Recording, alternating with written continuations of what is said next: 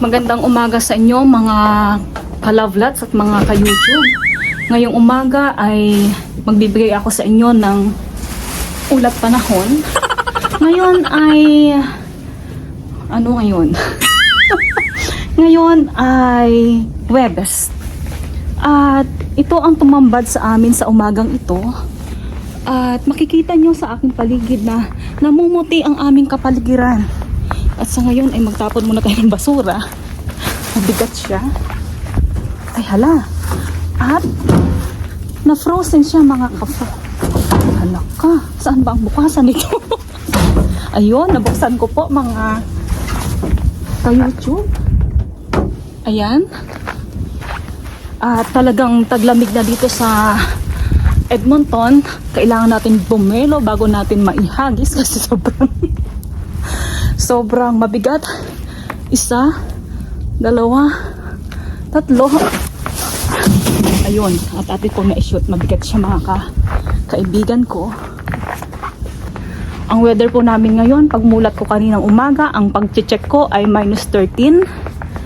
At ang feels like niya ay -18. So, ayun guys, ngayon ay paalis kami. Pupunta kami sa isang furniture store. Kasi sa kabila ng ganitong panahon ay nasa isip namin mag Black Friday. Magba-Black Friday kami.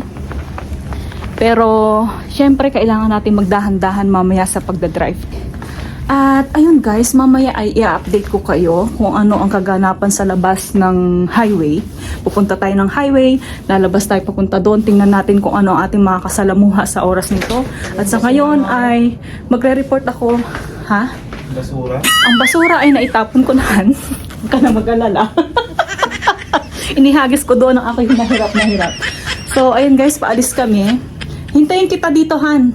O sige, para hindi na ako papasok kasi ang aking paa ay basa at ano na ng snow. Punong-puno na ng snow. So dito guys sa Edmonton at dito sa Canada, wala silang pakialam sa iyo kung ano ang itsura mo kapag nag-winter. Okay? Walang pakialamanan. As long as you're comfortable. English yon mga kaibigan. As long as komportable ka, mayroon kang gloves, mayroon kang makapal na jacket, mayroon kang ganere, at may makapal at insulated ang iyong boots, at ito ay mayroong lining ang iyong pantalon, at feeling mo ay mawawarm ka habang nasa labas ng daan, habang nasa labas ka ng bahay, ay okay siya. Wala silang pakialam sa'yo kung yun ay baduy at hindi ka fashionable. It's okay. So, ayun guys, ay hindi kami nagkaintindihan ng aking asawa. Pinapakuha niya pala sa akin yung aming basurahan doon sa street. Ako ay kukuha muna ng aming basura dito sa street. So, ayun siya guys, oh. Ayan, kasi ngayon ay aming basura day. At kailangan natin kunin kasi ako ay nandito na sa labas. Malamig.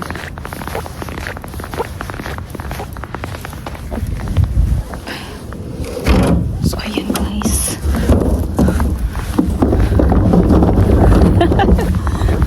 Ganito po ang aming buhay dito sa Edmonton. At kailangan natin tiyagain ang ating buhay. Mabigat siya guys. Nadudulas ang aming tire. Hindi siya naka-winter tire kaya kailangan natin banat-banatin. Ayan.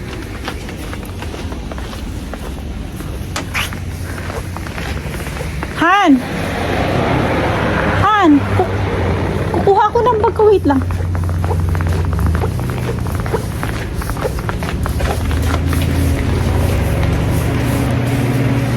Wait na guys.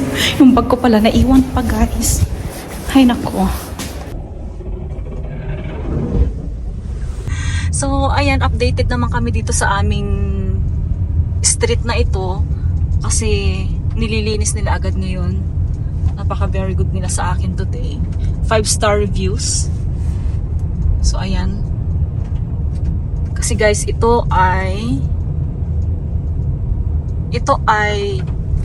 ano? Secondary highway. At naglalagay sila ngayon ng mga graba. Ano yun? Graba? Lupa para may traction. Anong masasabi mo sa kalsada, sir, ngayon na tayo ay nasa highway? Hindi advisable magbiyahe. Hindi advisable magbiyahe ngayon. Ayon sa diagnosis ng aking driver. Kailangan mag-stay ng bahay, mag-stay ka ng bahay. Oh, ayan. Pero bakit tayo lumabas ngayon? May importante tayong lakad. May importante po kami pupuntahan kasi kami po ay magba-Black Friday.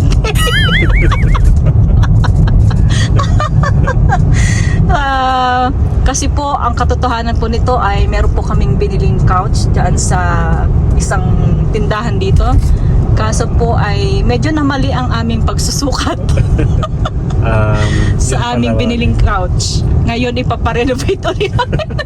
Ipapare-assess namin at medyo gagawa kami ng assessment na hindi pala sobrang laki pala yun ng aming nabili. So, puntahan namin ngayon guys. Actually, hindi siya ganun ka-importante pero dahil umabsent naman siya sa kanyang Uber, ako na lang yung Uber niya para kalabas ng bahay ngayon. Hindi advisable na lalabas guys ha, hindi advisable. Hirap kasi yung bagong unang patak ng snow na ako. Ayun o, tingnan mo yung sasakyan na yun ay hindi siya makaarangkada. Nakakatakot kasi guys. Dire-diretso ang truck. O sige, mauna ka na. Mauna talaga siya. Okay. So, sa mga nagbabalak po na pumunta dito sa Edmonton at marami po kaming naririnig na gusto pong pumasyal dito sa Edmonton sa iba't ibang panig po ng Canada at nag-interest po na pumunta dito sa Edmonton. So ayan, ganito po ang aming sitwasyon sa mga oras na ito at kayo po ay nasa inyo pong pagdidesisyon kung kakayanin po ninyo ang mga ganitong aura at ganitong araw-araw na makikita nyo kapag winter time. So ito po, actually ito ay baliwala pa. Ito ay hindi, actually yung nakaraan nagparamdam ng snow. Tapos ngayon ay ibubuhos niya ayon sa aming weather forecast ay ibubuhos niya ng 3 araw na sunod-sunod simula ngayon. So tingnan po natin kung ano ang kahihinatnan ng 3 araw na sunod-sunod na snow day. Pero kung yung mga taga dito po talaga na laging nasa road ay alam na nila kung paano mag-drive sa snow. Pero yung mga bagong dating po dito na walang mga snow dati ang kanilang pinanggalingan, tapos biglang magdadrive sa ganitong sitwasyon ng snow, maraming snow, ay ingat-ingat po. So ayun nga guys, dahil ganito ang aming sitwasyon dito sa Edmonton at ito naman ay si mamang driver na talagang tumagal din sa pagta-tracking. Talagang mas importante po talaga, naalala ko, nag-usap po kami na talagang importante dito ang insurance, ng life insurance ng buong family. At alam natin na kapag may insurance, hindi po kawawa ang ating mga junakis. At kung wala tayong pang-insurance dahil tayo po ay medyo nag-a-adjust pa sa buhay na ito dahil mataas ang ating inflation rate, ay maraming panalangin po ang ating kailangan gawin. So ito, ano tong blowout sale na ito? Ay naku. Ayan sa Curtis. Ito ba yun? Doon man. Okay. Black Friday. Friday sales yan. Pero guys, pumunta kami dyan at yan ay talaga naman nakakapangil nilabot ang mga presyuhan. Diyan kami guys nakakita ng magkano yung na table, na simpleng table lang naman, ay umaabot ng, hindi, 10,000 han. 10,000, no? $10,000 dollars. Pupunta tayo dyan, han? No? Okay. Okay. $10,000 ang table na simple lang naman. At nakakita kami ng ganong same na texture ng aming table na ginagamit din ngayon na sobrang laki ng diferensya ng kanilang presyo. Kailangan mo lang talaga magtyaga-tyaga ng paghahanap.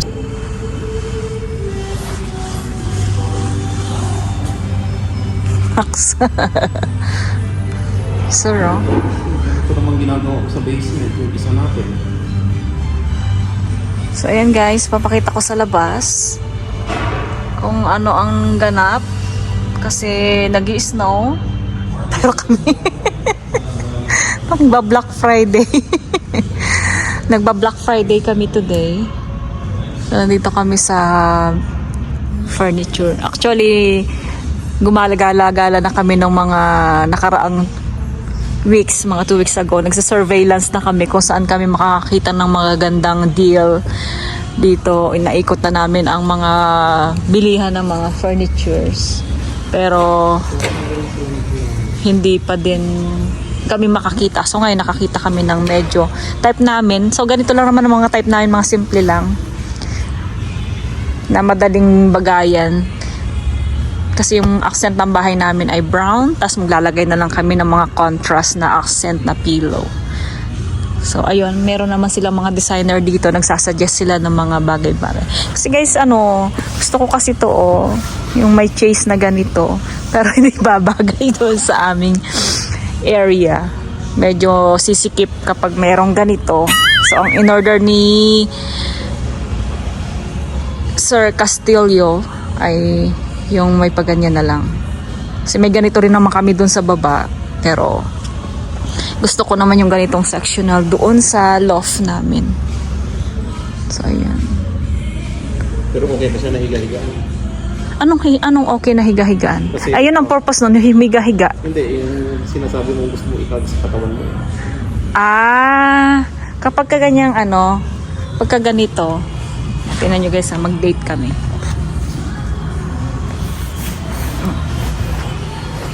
Comfy naman siya, han. Oo naman. Sakto lang. So yung dalawa pala ito, 4 na taong pa. Kasi pala tayo dito, han. Buti na lang, hindi ako pa masyadong lumalaki.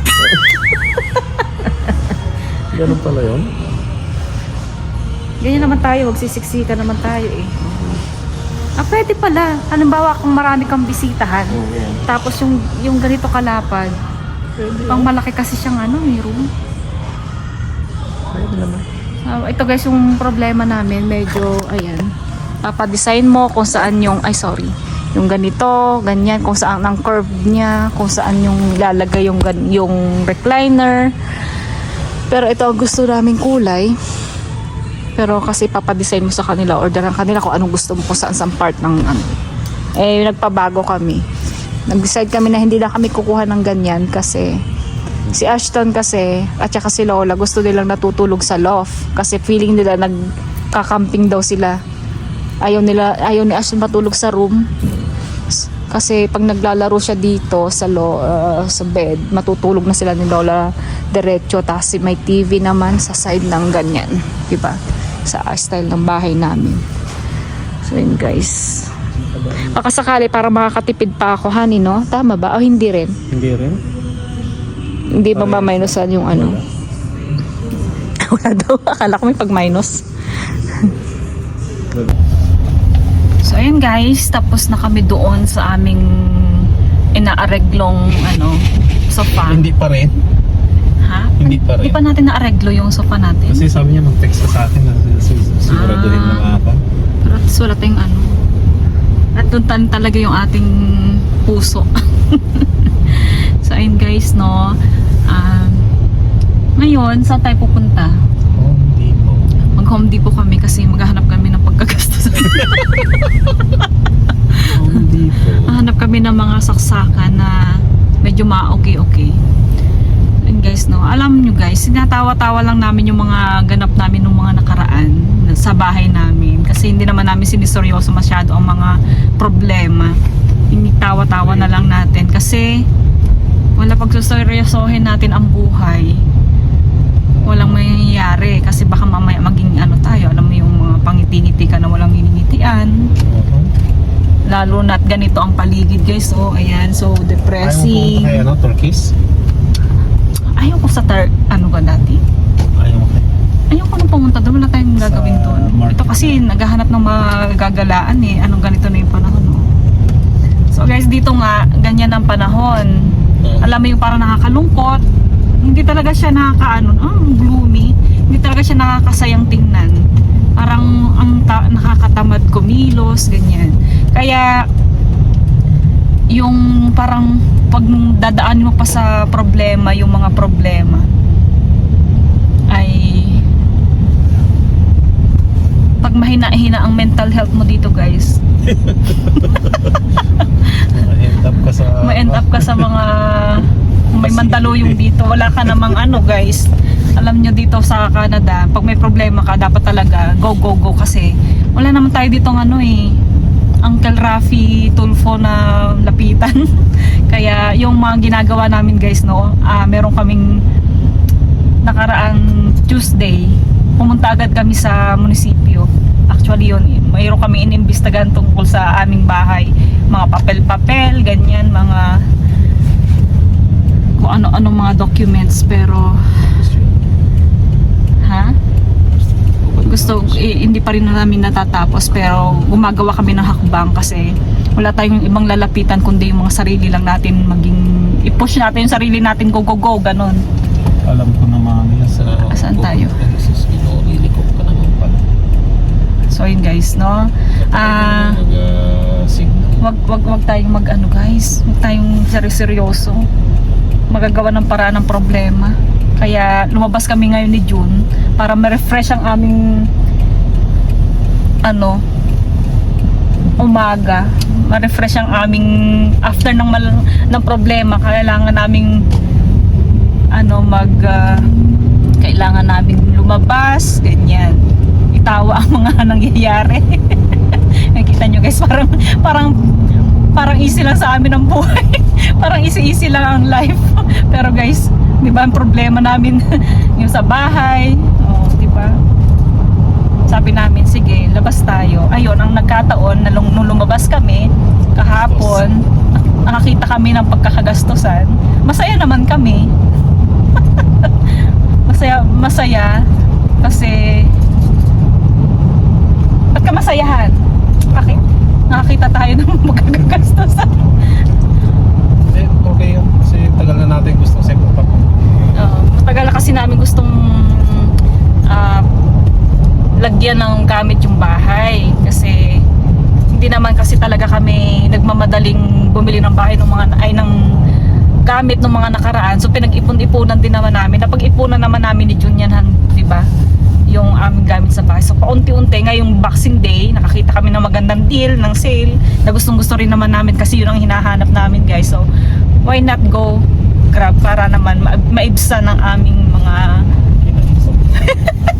mga hinaing sa aming mga nakaraang ganap. So ayun guys, masaya. So ngayon ay papunta kami ng Home Depot. Ano bibili natin sa Home Depot? Bili mo ng saksakan na yung hindi, yung king pre, tawag nitong yung malambot. Yung hindi tumitigas sa sa lamig. Kaya pagka meron kang iniisip, meron kang dalahin sa isip mo, talagang dapat ilabas mo siya eh. Lumabas ka, huwag ka magmukmok, tapos bilhin mo kung anong gusto mo. Parang feeling ko yun ang gagamot sa problema. Parang feeling ko yun ang makakagaan sa akin, sa isip sa amin. Depende yun. Depende. Kung wala kang pambili, di lalo ka ng problema. Ayun lang, mas malaking problema yon kung pinipilit mo naman yung gusto mo na hindi pa napapanahon, di ba? Kung nagkataon na meron kang problema tapos feeling mo napapanahon naman na bumili ka ng gusto mo, why not, di ba? Huwag mo namang ipilit yung hindi mo pa naman kailangan, gusto mo nang bilhin agad. Yung sa atin naman, iba naman ang sitwasyon natin, honey. Hindi naman sa pag-ano, guys. Kasi napag-ipunan natin, hinintay pa na nga namin ang Black Friday para at least makasave kami. Pero sa totoo lang, nitong summertime, naghahanap-hanap na kami talaga ng sectional or pang sofa doon sa aming bahay. Totoo yun, guys, ha. Pero inintay pa namin ang Black Friday para at least meron kaming masave. Pero kung ipipilit ko noon na summertime pa lang, o sige bilhin na namin to, kasi meron din naman ako mga nagugustuhan noon. Pag lumalabas kami, pupunta kami sa mga furnitures, summertime noon kasi masarap gumala, pumunta sa mall, ganyan. So may nakikita kami pero mahal kasi hindi siya naka-sale. Ngayon, yung nagugustuhan namin ngayon, dahil tinaon namin Black Friday, naka-sale siya. O kung hindi ako naghintay noon na siguro naka-spend ako at least nakasave ako ng 1,000 something. Ngayon na hinintay namin ang Black Friday, correct? Oh. So naghintay kami, nag-start kami maghanap ng sofa mga July. Hintay ko pa July, August, September, October, November. Black Friday, naabot na namin, hinintay namin talaga ang Black Friday, nakasave ako ng malaki. So ayun, guys. Hindi ko ina-advise naman na pagka nagka-problema ka tapos binili mo naman ang gusto mo tapos masakit naman ang ulo mo lalo. Na hindi ka na nakabayad kasi advice ni Castillo Inspires. Na pag may problema bumili ako ng gusto ko kahit 1,000, di ba? Yun ay kung nasa timing, wrong timing, kung yung timing. Yung ngayon nagka-timing na Black Friday tapos ang problema kami nakaraan. Gusto ko lumabas at bilhin siya para ma-save kasi pag napalipas pa namin tong Black Friday na to, babalik na rin siya ng original price niya. Ang mahal, guys, kasi nagkataon din available siya kasi pag at least magagamit namin ngayong holiday kasi bibisita dito yung mga pinsan namin, mga tita namin. Diyan kami mag-New Year, at least may gagamitin kami. Alam mo yun, nagkatagpo lang na meron kami sigurong naipon tapos nagka Black Friday, nakasave ako ng kahit konti. Yung konti na yung pambili ko pang spaghetti. Pambili ko pang pansit sa New Year. O, diba? Na-spread ko siya. Ganon ang ibig kong sabihin, guys. Pero may point ka din naman, Han, na sobrang lakas ng hangin, ang init. May point ka din naman na sasakit ang ulo mo kung pipilitin mo. Pero guys, pag namang problema ka talaga, yun ang ibig sabihin. Wag mong isipin ang problema mo, wag mong dagdagan ang sakit ng ulo mo. Kasi kapag ginusto mo at pinilit mo nang wala pa sa panahon, sasakit ang ulo mo, lalo kang mamumroblema. So ayun, guys, ano lang, napaghandaan lang talaga namin at nagkatagpo, hinintay namin ang Black Friday. So ayun, i-deliver na yung aming sofa sa Thursday, next Thursday ngayon, November 19, tama ba? November ano ngayon? Tapos sa isang Thursday, di ba magagamit namin sa New Year kasi yung ibang tiningnan namin, dahil Black Friday naubos yung kanilang inventory, wala silang stocks, makukuha pa yon next year. So bakit kami mag-order ngayon na same price daw ng deal ngayong Black Friday pero may di-deliver nila ng January o February pa, no? Kasi may gustong gusto kami, guys, mas mahal pa yun, ha. Gustong gusto ko na talaga siya. Ba't pupunta tayo sa mas mahal? Dito naman may available na maganda rin siya at available. So parang pinapasaya rin ako ni Lord na ngayon, sige, available today, go. Parang gano'n. Yun, guys, diba? Tawa-tawa lang natin. Tawa-tawa na lang natin ang mga bagay-bagay. Pakita ko sa inyo ang daan, guys, hindi yung puro mukha ko. So ayun, ano naman yung mga kumikislap-kislap dun, honey? Ano ang basa mo dyan? Bakit may ganyan? Ayun, natowing na pala siya. So doon po sa side na yon may natutowing na. At yan po ang aming update sa mga oras na ito. At ngayon, ang problema talaga yung mga battery ng sasakyan na hindi maumandar. Hindi yun. Ay, iba pala. Disgrasya yun. Ay, iba pa pala ang aking diagnosis na nagaganap. What's Dali. going? Ha? Nadali. Nang hindi mo nakita? Na ano Yung ko siya? SUV? Dumulas siya, iniwas niya, pero hindi siya nakaiwas. Tumama yung ano.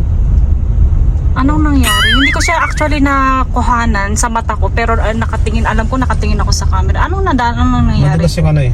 Pero hindi sila nagkabungguan? Hindi, nabunggo niya yung ano. Ito ang nabunggo basag. niya?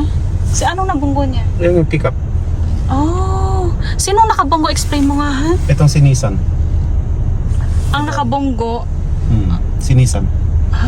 Nadali Pero yung parang Nissan. wala namang basag. Asan ba? Ayan o, tail light. Ay, oo nga. Ayan pala yung white ng ano. Pilipino pa Ay, yan. Oh, yeah. Pero kung ano, hindi niya iniiwas, siya rin ang ano nga siya Winter tire yan ha. Naka-winter tires. So, ganyan ang mangyayari guys kapag ka na-aksidente, nakuhanan ng picture, tapos mag-uusap kayo. Pareho yata Bata Pinoy. palata. Ay, hindi. Ibang lahi. So guys, no, para dito guys ha, kapag na-aksidente ang mga sasakyan, hindi maghahamunan ng away. Hindi magsisigawan, kalmado lang ang lahat. I-approach mo siya kung may masakit sa kanya, kung kailangan tumawag ng 911, kalmado, relax lang. Kasi nga dito guys, normal ang may mga insurance. Pero tinan nyo yung kanina, kalmado lang sila, take ng picture, magkukuha ng information. Tapos kung may nasaktan, tatawag nga ng police or 911. Pero mga ganon. Diba? Tama ba ako? Tama yan. Hindi ka mga hahamon ng ano, yung magbumurahan na agad na sa atin kasi magkasisigawan na. So dito naman guys, very ano, smooth naman dito yung ganyan. Ang mahirap lang talaga kapag ka ganyan na may aksidente, yung talagang hassle siya. Kung meron kang lakad, downtime na sa'yo yun. Paano pag may pasok ka na kinabukasan, sira yung truck mo, sasakyan mo. Alam mo yun, napaka downtime. Ang hirap magpupunta ka pa sa report ng collision, ng police mga collision, ganyan, para mag-claim. Tapos aabutin ka ng ilang oras, daddy. Ikaw naranasan mo eh. Aabutin ng ilang oras. Kasi magre-report ka at least 3 hours, no? Oo. Kasi investigate. Yung whole day mo yun. Yung whole day mo na yon, tatawag ka sa insurance mo, gagawa ka ng report mo, explain mo pa doon kung saan ka yung intersection, kaya alam mo dapat basahin ko sa anong intersection nangyari ang lahat, left or right, ganyan. Kasi nakita ko ano, nag-report din si June. So ayun guys, ganun. Ay, kasama ng winter time ang aksidente, kaya ingat ng ingat. Pero naka-winter tire ba yun, yung puti? Baliwala ang winter time. Hindi ka marunong talaga. Hindi mo i-respeto ang daan. Masyado ba siya nakasundot dun sa truck? Mabilis siya? Mabilis ang approach niya. Hindi siya agad nagpreno. Ay, ngayon Nakapreno siya. Ah. Pero dumudulas siya. Gumagano na yung gulong niya. Oh my. Hindi siya... Ngayon, iniwas niya. Nadali pa rin.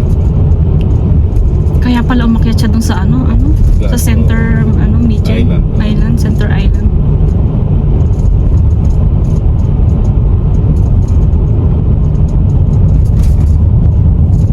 Ay, nako guys. So again guys, nandito na kami sa aming bahay. Ay, sa aming area. So guys, bye-bye ka na, honey. Masyado nang mahaba tong ating video. Thank you so much guys sa panonood. Maraming salamat dun sa mga subscribers, sa mga bagong subscribers. Thank you so much.